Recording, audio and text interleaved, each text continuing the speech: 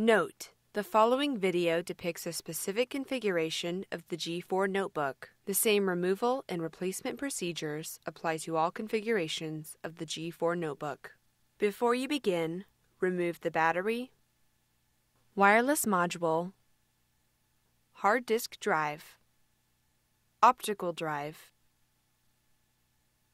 keyboard, top cover, USB board, display assembly, display bezel, and hinge covers.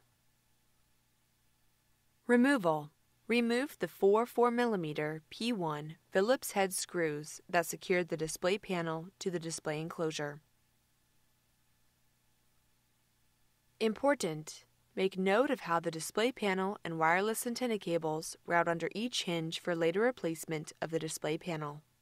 Lift the upper edge of the display panel and place it face down in front of the display enclosure. Caution: take care not to scratch the display panel screen. Peel back the retention tape and disconnect the display panel cable from its connector on the display panel. Lift and remove the display panel. Replacement: place the display panel face down in front of the display enclosure. Caution: take care not to scratch the display panel screen. Connect the display panel cable into its connector on the display panel and replace the retention tape.